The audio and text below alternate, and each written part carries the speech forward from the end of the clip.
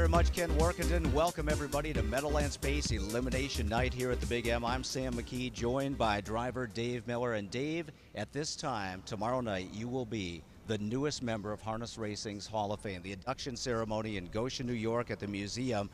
It's the greatest honor you can receive in this sport. What are your thoughts about it right now? Well, it's hard to take in, you know. I mean, it is the biggest honor that you could receive, and it really has hit home, and it really means a lot to me.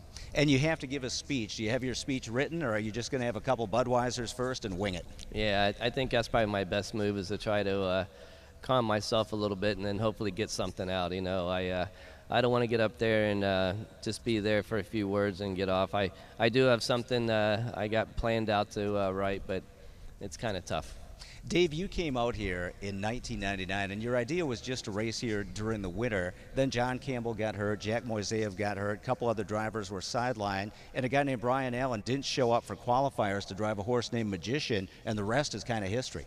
Yeah, it's funny how, you know, I've thought about that the last couple months here, you know, and it's amazing how it really, you know, worked out for me. And, you know, I made the best of it, and it's worked out.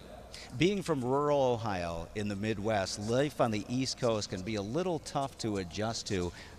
What was it like when you first came out here with the traffic and you can't make a left turn, you have to do the jug handles and everything else around here? Was it hard to adjust to East Coast living? Well, I mean, like, it wasn't that too bad. I mean, that part there didn't bother me as much as coming here and driving 10 horses and getting a third and a fourth, you know, where I was used to winning all the time. That was the toughest part to adjust to. And that is one of the things that a lot of drivers say. The toughest thing about coming out here, they're used to winning and used to winning races in bunches. And I mean, you can be driving great at the Meadowlands and win 2 races in a week. Yeah, it's very tough. You know, there's just so many good horses and good drivers and good trainers, and you know, it's hard to lay over, and you know, and it is tough. Well, tonight we have the Meadowlands Pace eliminations to set the final for next week, and perhaps the best 3-year-old pacer in the sport is not here, and that is McWicked, who you drive on a regular basis. Here's your win with him in the Hempt at Pocono last week. Insane back half of 52-3. This horse is just so good right now. I can't believe you couldn't twist Casey Coleman's arm to get her to supplement the horse. Well, they had not even considered it, no matter how he did in the Hemp there. Casey's right now kind of down on the Meadowlands Pace. She's told me she's had 5 horses that she's raced in it, and 3 of them have broke down, and the other 2 didn't do any good. So she said, you know, it's just not my race I want to be in with him. And McWicked is eligible to a race you've won 3 times. It's called the Little Brown Jug on Thursday, September 18th in Delaware, Ohio. Is he going to get around a half if he's still good at that point?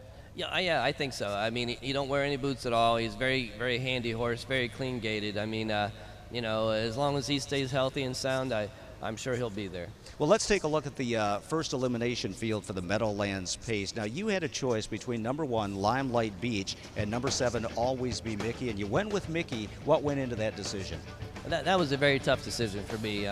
You know, I drove Limelight Beach all last year, and he had a wonderful year, and he came back good.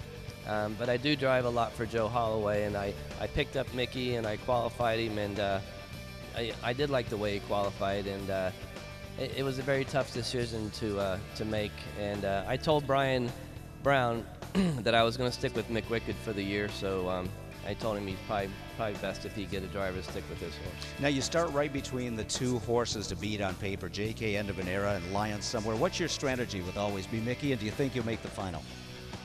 I think if he behaves, yes, I think he'll make the final. I'm just going to be careful with him, getting him out of there, and I'm sure there'll be some speed in there. And you know, I know the horse can go fast for a long ways, and that's what I liked about him. So, you know, as long as I can keep him out of trouble and things are going smooth, I think he has no problem getting in. Well, let's take a look at the second Pace elimination. It's race 7, and you are driving a long shot here. Number 8, Beat the Drum. What are your thoughts about him? I mean, he did make the North America Cup final. You know what? I mean, he's not a bad horse. You know, he races well every time. The only thing that's killing him tonight is he's got the 8 hole. he's going to be coming from back off the pace, and you know how it is. It's just tough to make up ground on these type of horses. Now, who are the colts to beat in the second elimination? Is he's watching the horse you'll be looking at, or Luck Be With You now in the Chris Oakes barn? Yeah, for sure. Let's Drink on it. It looked very sharp last week. He's watching, how good a horse he is, and I think Brett's Tell It Like It is probably the one to beat. Now, young Tyler Smith, he's 21 years old, a fellow Buckeye, driving Let's Drink on it, his first go at the Meadowlands Pace. Did you give the young lad any advice? No, I haven't talked to him about it. He does a very good job on his own, and he's got a good horse. I think he's all set. Well, let's take a look at some of your drives tonight and get your thoughts. In the second race, you're driving 1A, Divine Caroline, by far the fastest 2-year-old pacing filly I've seen so far in the baby races, but she's like a revved-up sports car, just on edge all the time. She's made breaks in 3 of her 4 races, but she could just flat-out smoke if she behaves. Yeah, she is. She's very fast, and you know what? I'm not too sure. Half the problem is that she's going too slow in the baby races. We did a lot of rigging on her head. She was looking at stuff. And, we're just trying to get her to settle down and get back on the right track and keep her pacing. And as far as pure speed, I mean, she looks like she is about the fastest thing out there right now, at least. Yeah, she goes fast, very easy, and it would be easy to have her get away from you. Moving on to the 8th race, another 2-year-old, number 6, One Is a Lonely Number. This was your choice of 3. What's the story with this colt? I like this horse a lot. I talk to Casey Coleman all the time, and she never mentioned him all winter. And I told her after the first qualifier I liked him, and she said, "Are you sure you're talking about the right horse?" And it's just funny how horses, they train sometimes lackluster, and they get in a race. And he showed me both qualifiers. There's a gear there that he hasn't even touched yet, and I think the horse is going to be a nice horse. Moving on to the 10th race, it's the Hambletonian Maturity. 14 4-year-olds going postward. You are driving the Hambletonian champion, Royalty for Life. What'd you think of him off his qualifiers? Well, I liked him much better the second time. The first time I qualified him, he was a little dull, little hikey around the turns, and he came right back the next week. He was about 80% better.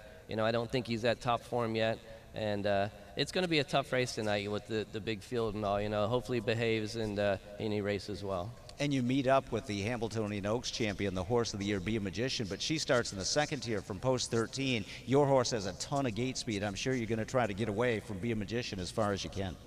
Yeah, I'm going to try to get him away close, and hopefully his manners this year have been great for me. I know last year he was a little bully at times.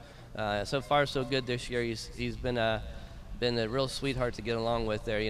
It's going to be a bunched up race, and it's going to be a tough race for all of them.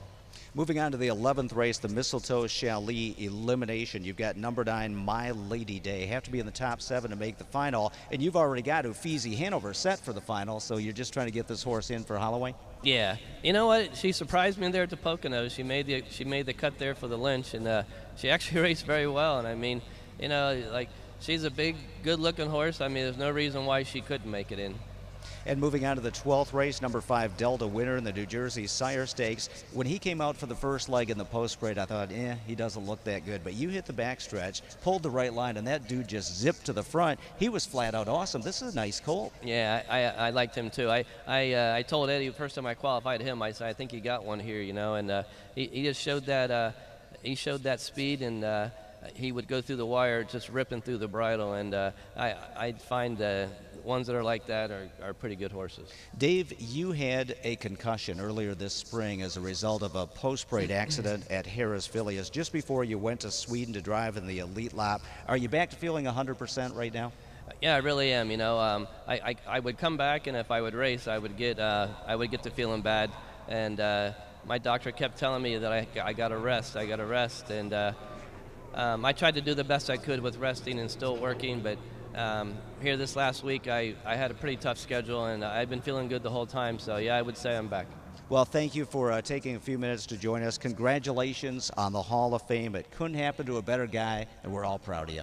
Thanks a lot, Sam. Dave Miller in the Sulky and the newest Harness Racing Hall of Fame inductee tomorrow in Goshen, New York. 20 minutes until post time. We'll take a quick time out, and Hollywood Hayden and I will tee up tonight's live racing action. Stay tuned.